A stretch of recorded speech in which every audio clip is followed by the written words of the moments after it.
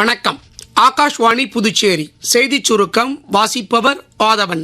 India Israel இடையே வலுவான நட்புறவு உள்ளதாக பிரதமர் திரு நரேந்திர மோடி தெரிவித்துள்ளார். சமூக வலைதளத்தில் இஸ்ரேல் பிரதமர் திரு பெஞ்சமின் நெத்தன்யாகு வெளியிட்டுள்ள பதிவிற்கு பதிலளித்துள்ள அவர், நம்பிக்கை, புதுமை கண்டுபிடிப்பு, பரஸ்பரம், அமைதி மற்றும் வளர்ச்சிக்கான நடவடிக்கைகளில் இரு நாடுகளும் தொடர்ந்து கவனம் செலுத்தும் என்றும், இருதரப்பு உறவுகளை மேலும் வலுப்படுத்துவது குறித்து பேச்சுவார்த்தை நடத்துவதை தாம் எதிர்நோக்கி உள்ளதாக பிரதமர் திரு மோடி கூறியுள்ளார். முன்னதாக சமூக வலைதளத்தில் இஸ்ரேல் பிரதமர் திரு பெஞ்சமின் நெத்தன்யாகு வெளியிட்டுள்ள பதிவில், இரு நாடுகளுக்கும் இடையே பாதுகாப்பு உள்ளிட்ட பல்வேறு துறைகளில் இணைந்து செயல்படுவதற்கான வாய்ப்புகள் உள்ளதாக தெரிவித்துள்ளார். இணையதள மோசடிகளுக்கு எதிராக மக்கள் எச்சரிக்கையுடன் இருக்க வேண்டும் என்று மத்திய அரசு வலியுறுத்தியுள்ளது.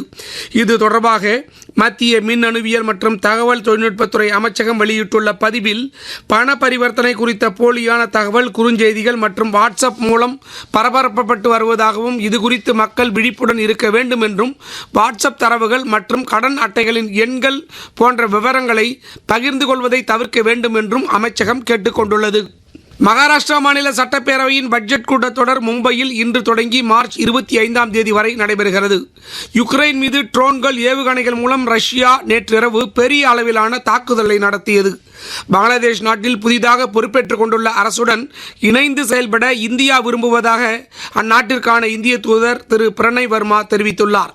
ஐசிசி ஆடவர்களுக்கான உலகக்கோப்பை T20 கிரிக்கெட் போட்டியின் சூப்பர் 8 சுற்று ஆட்டத்தில் அகமதாபாத்தில் நடைபெற்ற போட்டியில் இந்திய அணியை தென்னாப்பிரிக்க அணி 76 ரன்கள் வித்தியாசத்தில் வென்றது. இலங்கையில் உள்ள பல்லேக்கல்லே சர்வதேச மைதானத்தில் நடைபெற்ற போட்டியில் இங்கிலாந்து அணி இலங்கை அணியை 95 ரன் வித்தியாசத்தில் வீழ்த்தியது. இத்துடன் இந்த செய்திச் சுருக்கம் நிறைவு பெறுகிறது.